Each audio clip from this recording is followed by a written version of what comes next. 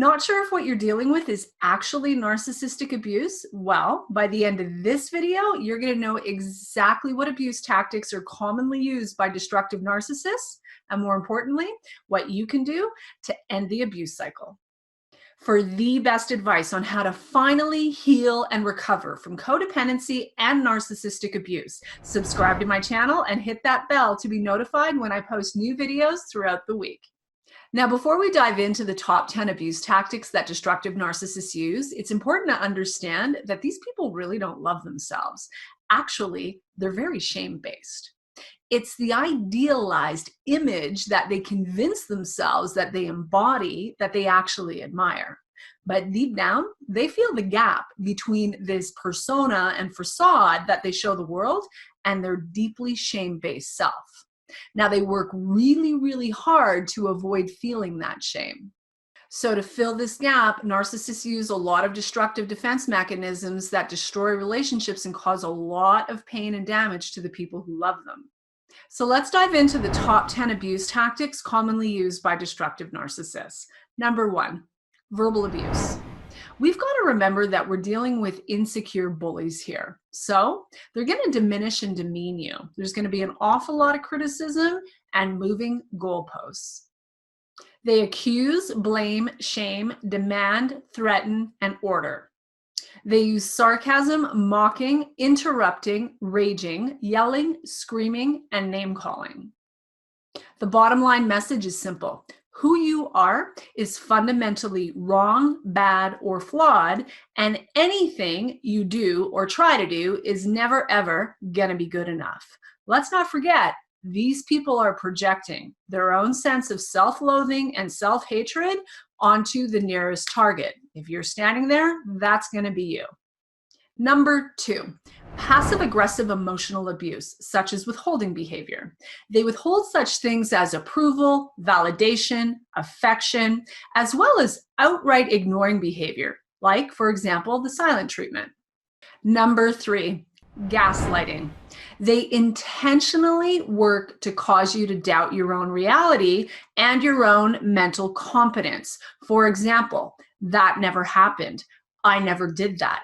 I never said that. That sort of thing, causing you to doubt yourself and your own perceptions of reality. Number 4, neglect. Ignoring the needs of or outright abandoning a partner, a spouse, or worse yet, a child whom the narcissist is actually responsible for. Number 5, triangulation. This involves bringing in the opinions of others in order to validate their point of view, even if those opinions are completely fabricated. It can sound something like this. Everybody thinks you're crazy. She says such and such about you. They do this to an excessive extent in order to manipulate you emotionally. It's all about bringing another person into the dynamic of the relationship, and that's never okay. Number 6, sabotage. This is disruptive interference with your endeavors and or your relationships for the purpose of their own personal advantage or spite or revenge. Number 7, exploitation. Using or taking advantage of you without regard for your best interests, feelings, wants, or needs. Now, a prime example of this would be an adult molesting a child, sexual exploitation.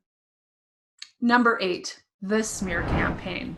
This boils down to character assassination and slander. In other words, spreading malicious gossip and lies, distortions, half-truths, that sort of thing about you to other people, typically to avoid personal responsibility, any accountability, and to achieve the narcissist's own ends. Number 9, the discard. Dropping you like a rock with zero explanation or any empathy with the effect this form of abandonment actually has on you. Number 10, violence or physical abuse. Now, this includes blocking your movement, pulling your hair, screaming in your face or your ear, throwing things, destroying your physical property, as well as outright physical harm.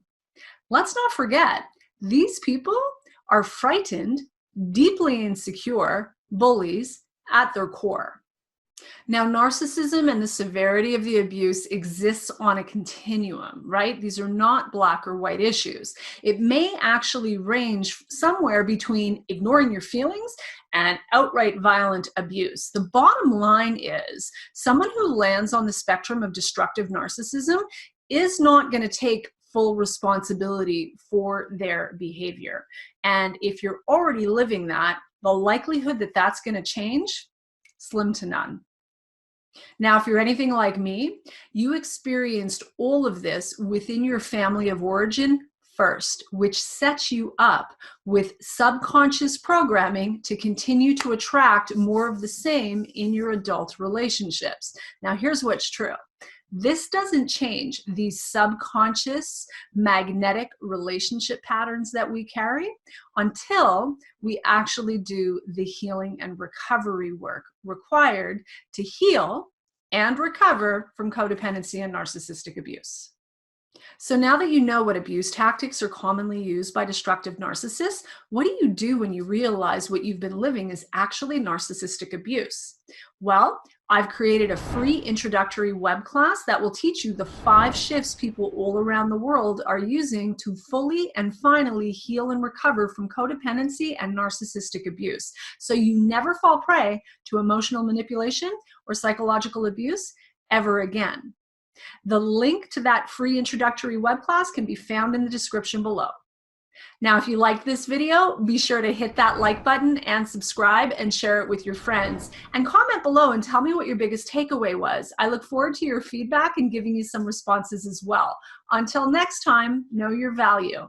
Know your value and unlock your freedom. Mwah. Much love. Bye for now.